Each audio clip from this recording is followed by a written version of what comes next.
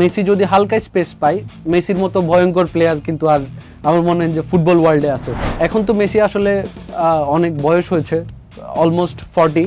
তো এই জায়গায় মেসির আসলে এখনও সেমভাবে পারফরমেন্স করতে পারাটা আসলে অ্যাজ এ ফুটবল ফ্যান আমাদের জন্য একটা চোখের আরাম। আর্জেন্টিনার যে পারফরমেন্স বর্তমানে এবং যে দুর্দান্ত ছন্দে রয়েছে তারা, সেক্ষেত্রে মিশর আসলে কি অপেক্ষা করবে কিনা যে আর্জেন্টিনা দলের ভুলের জন্য যেটা সুযোগ তারা নিতে চাইবে, এবং ওদের প্ল্যানটাও কি ওইভাবে সাজানো থাকবে বলে মনে করছেন কিনা?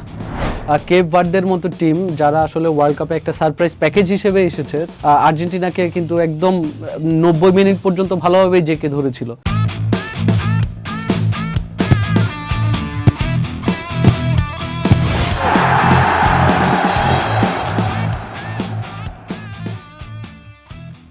কালের কণ্ঠের বিশ্বকাপ উন্মাদনায় আপনাদের স্বাগত। দর্শক, বিশ্বকাপের নকআউট পর্বের খেলা চলছে। রাউন্ড অফ 16-এ মুখোমুখি হচ্ছে বিশ্ব চ্যাম্পিয়ন আর্জেন্টিনা প্রতিদ্বন্দ্বিতা করবে মিশরের সাথে। ম্যাচ পূর্ববর্তী বিশ্লেষণে স্টুডিওতে আমার সাথে এই মুহূর্তে উপস্থিত রয়েছেন ক্রীড়া বিশ্লেষক আনোয়ার কানন। কানন, আপনাকে স্বাগত। থ্যাংক ইউ ভাইয়া। রাউন্ড অফ 16-এর খেলা শুরু হচ্ছে, আর্জেন্টিনার সাথে মিশর। ছন্দে থাকা আর্জেন্টিনা, অপরদিকে প্রথমবারের মতো রাউন্ড অফ 16 নিশ্চিত করা মিশর। ম্যাচটি কেমন হতে পারে বলে আপনার ধারণা?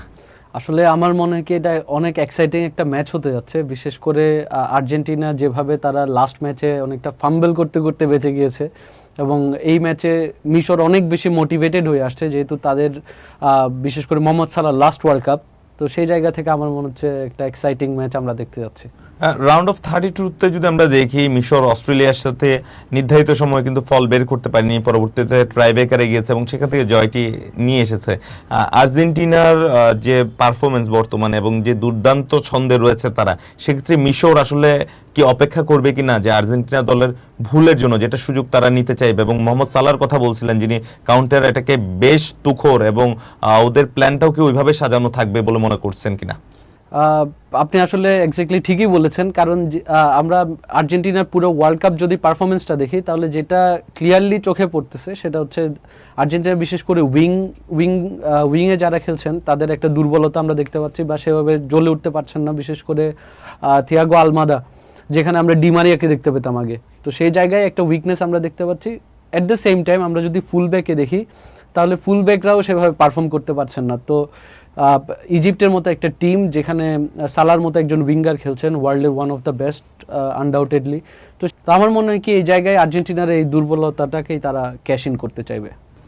বলছিলেন ডিমারিয়ার অভাব আসলে এই বিশ্বকাপে আমরা এখনো দেখতে পাচ্ছি না যে আর্জেন্টিনা পরিপূর্ণ করতে পেরেছে।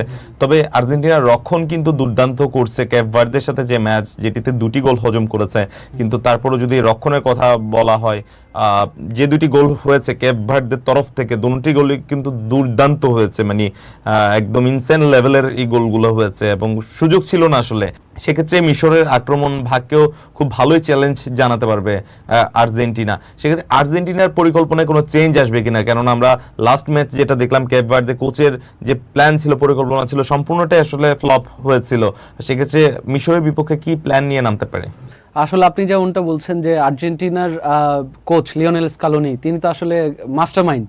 তো সেই জায়গা থেকে উনি প্রত্যেক ম্যাচে আলাদা আলাদা প্ল্যান নিয়ে আসলে খেলার চেষ্টা করেন, এবং কেপ ভার্দের মতো টিম যারা আসলে ওয়ার্ল্ড কাপে একটা সারপ্রাইজ প্যাকেজ হিসেবে এসেছে, তারা চাচ্ছিল যে মানে আর্জেন্টিনা হয়তো আরেকটু হলে স্লিপ করতোই ওই জায়গাটাতে।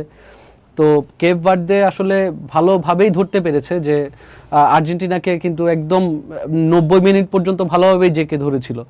তো এইটাই প্রুফ করে যে আসলে লিওনেল স্কালোনির এই ম্যাচে হয়তো তিনি এক্সপেরিমেন্টাল সেই মোটিভ নিয়ে এসেছিলেন, বা তার যে প্ল্যান সেটা ফেল করেছে। তো পুরো ওয়ার্ল্ড কাপে আসলে আর্জেন্টিনার আমরা দেখতে পাচ্ছি যে কিছু কিছু জায়গা বাদে বা পার্সোনাল কিছু পারফরমেন্স বাদে আর্জেন্টিনা আসলে অ্যাজ এ টিম যেভাবে খেলার কথা, সেটা আমরা এখনও পুরোপুরি দেখতে পাই নাই। তো আমার মনে হয় যে আর্জেন্টিনার যারা প্লেয়ার আছেন বা লিওনেল স্কালোনির যারা ফার্স্ট চয়েস, তারা বেশিরভাগ ম্যাচেই আসলে ফ্লপ পারফরমেন্সটা দিচ্ছে। তো এইটা কেপ ভার্দে ম্যাচ আর্জেন্টিনার জন্য আসলে একটা ওয়েক আপ কল। আমার মনে হয় কি নেক্সট ম্যাচে, যেটা ইজিপ্টের সাথে ম্যাচ, সেখানে আসলে আর্জেন্টিনার আমরা পুরো টিমে একটা শাফেল দেখতে যাচ্ছি। বিশেষ করে যেসব প্লেয়ার এতদিন বেঞ্চে বসেছিল, তাদেরকে হয়তো আমরা মেইন 11-এ দেখতে পারি, আমার গাট ফিলিংস আসলে এটাই বলছে।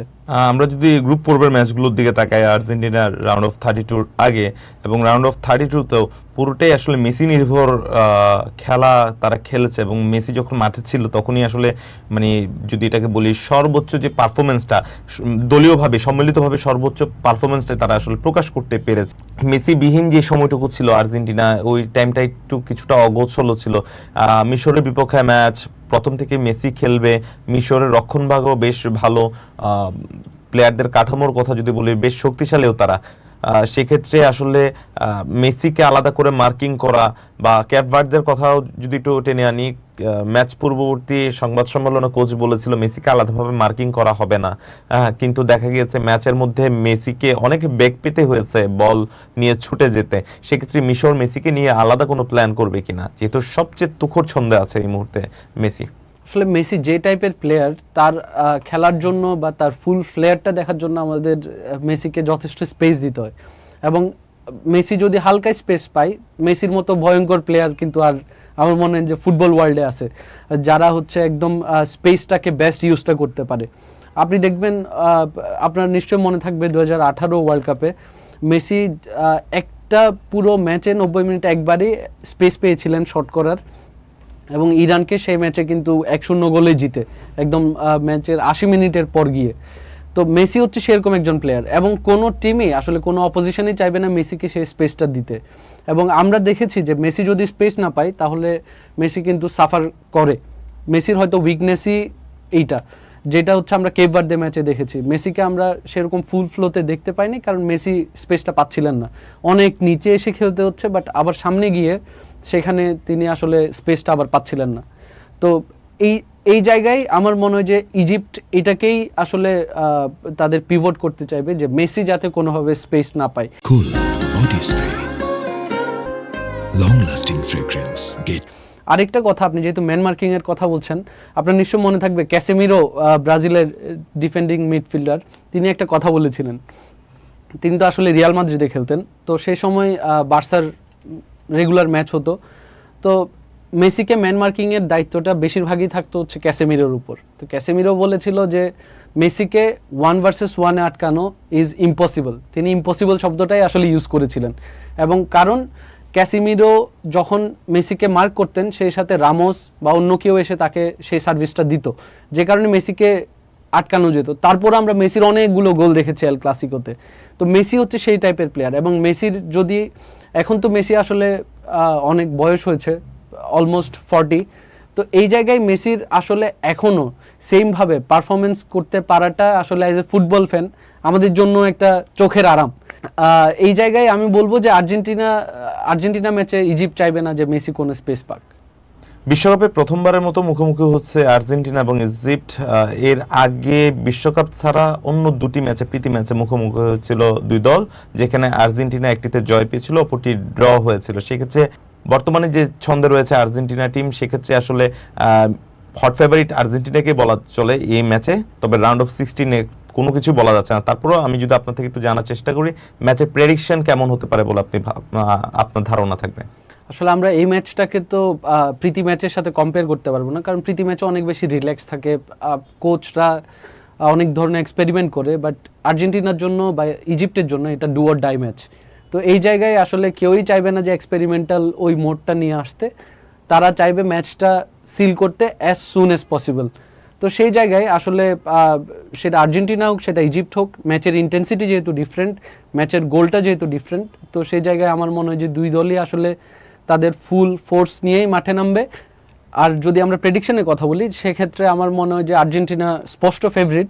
তো আমার মনে হয় যে আর্জেন্টিনার যে ডিফেন্স লাইন আপ, সেখানে ব্রেক করাটা একটু টাফ। হয়তো ওমর মারমুশ তিনি তাকে হয়তো আর্জেন্টিনার সেন্টার ব্যাকরা ভালোই মার্কিংয়ে রাখবেন, কিন্তু মোহাম্মদ সালার বের হয়ে সাইড দিয়ে ঢুকে আসলে গোল করাটাও একটু টাফ, যেহেতু স্কালোনিও সেই অনুযায়ী প্রিপেয়ার্ড হয়ে আসবেন। আমার মনে হয় যে এই ম্যাচের স্কোর লাইন 2-0 হতে যাচ্ছে। অসংখ্য ধন্যবাদ আনোয়ার কানুন আপনাকে। দর্শক, কথা বলছিলাম আর্জেন্টিনা মিশর ম্যাচ ঘিরে। ম্যাচ পূর্ববর্তী বিশ্লেষণে স্টুডিওতে আমার সাথে উপস্থিত ছিলেন ক্রীড়া বিশ্লেষক আনোয়ার কানুন, এবং তিনি যেমনটি বলছেন ম্যাচটিতে স্পষ্টতই আর্জেন্টিনা এগিয়ে থাকবে। তবে দিন শেষে এটি যখন নকআউট পর্বের খেলা, ম্যাচ শেষ হওয়ার আগ পর্যন্ত বলা কঠিন থাকবে কোন দল আসলে জয় নিয়ে মাঠটি ছাড়বে। বিশ্বকাপের আরও একটি হাই ভোল্টেজ ম্যাচ দেখার অপেক্ষায় সমর্থকরা।